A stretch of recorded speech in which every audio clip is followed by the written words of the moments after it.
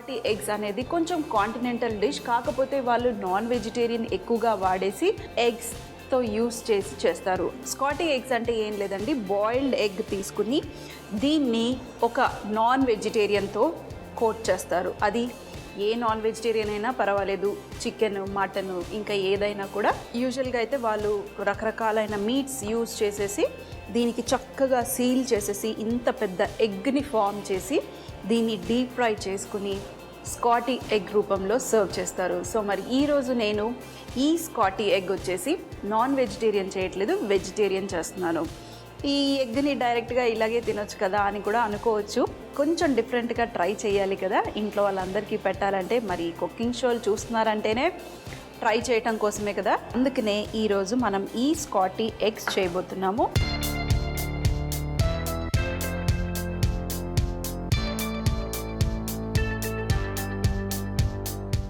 ఈ స్కాటీ ఎగ్స్కి చెప్పాను కదా వెజిటేరియన్ యూస్ చేస్తున్నానని. అయితే వెజిటేరియన్ ఈరోజు నేను సోయా కీమా వాడుతున్నాను.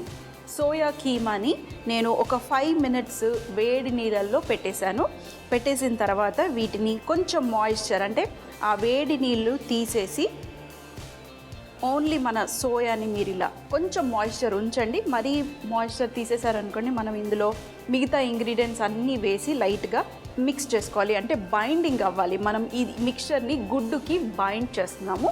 కొంచెం బైండ్ అవ్వటం కోసం కాస్త మాయిశ్చర్ని పెట్టుకోండి. అలాగే ఇందులో అన్ని మసాలాలు వేసుకోండి, మీకు నచ్చిన మసాలాలు మీరు వేసుకోవచ్చు. ఇందులో నేను అల్లం వెల్లుల్లి పేస్ట్ వేస్తున్నాను. అలాగే కొంచెం జీలకర్ర పొడి, కొంచెం ధనియాల పొడి. మన గుడ్డుకి ఫ్లేవర్స్ ఏం లేవు, అన్ని ఫ్లేవర్స్ అంతా దీనికే, ఏదైతే మనం సోయా వేస్తున్నామో అదే.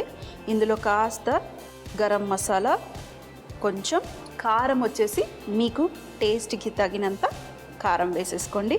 అలాగే సాల్ట్, గుడ్డులో సాల్ట్ ఉంటుంది, సో జాగ్రత్తగా ఉండండి, ఎక్కువగా సాల్ట్ వేయకండి. ఇవన్నీ ఇప్పుడు మిక్స్ చేద్దాం. ఇందులో చిటికెడు పసుపు కూడా, కొంచెం కలర్ కోసం.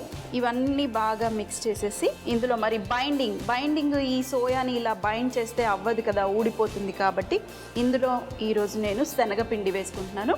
మీరు కావాలంటే వేరే పిండి, మైదా పిండి, లేదంటే కొంచెం గోధుమ పిండి, ఇవన్నీ కూడా వాడుకోవచ్చు. కొంచెం శనగపిండి వేసేసి మిక్స్. ఇప్పుడు చక్కగా బైండ్ అయిపోతుంది మనకి.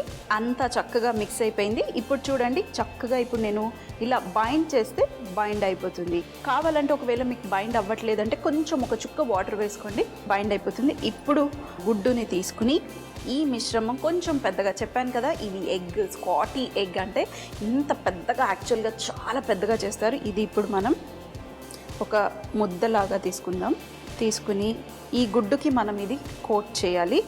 ఇప్పుడు ఈ గుడ్డుని ఇందులో పెట్టేసి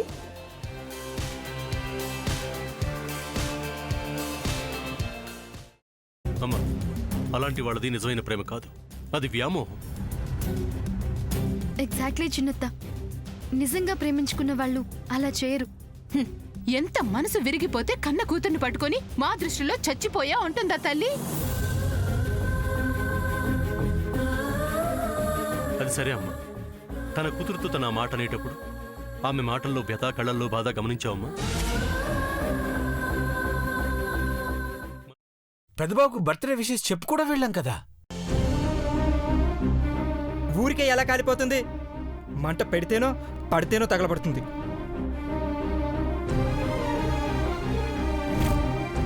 కరెక్ట్ చిన్నబాబు, నీకొచ్చినట్టే నాకు డౌట్ వచ్చింది.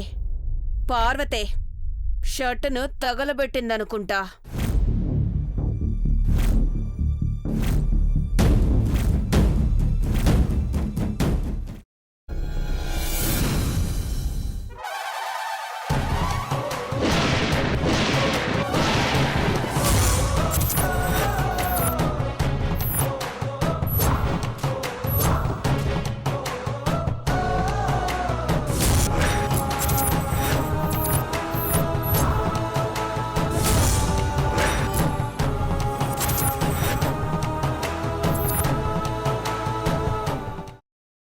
తర్వాత పొట్టు తీసేసి చాప్ చేసి పక్కన పెట్టుకోవాలి. ఒక ప్యాన్లో కొద్దిగా నూనె వేడి చేసి అందులో ఆవాలు, మినప్పప్పు, శనగపప్పు, కరివేపాకు, సన్నగా తరిగి పెట్టుకున్న ఉల్లిపాయలు వేసుకుని 1 నిమిషం పాటు వేయించుకోవాలి. ఆ తర్వాత కాల్చి కట్ చేసి పెట్టుకున్న వంకాయని కూడా అందులో వేసుకుని బాగా మిక్స్ చేసి బౌల్లోకి ట్రాన్స్ఫర్ చేసుకుని అందులో తగినంత చిక్కటి పెరుగు లేదా పల్చటి పెరుగు వేసుకుని మిక్స్ చేసి అన్నంతో కానివ్వండి, చపాతీతో కానివ్వండి సర్వ్ చేసినా చాలా బాగుంటుంది.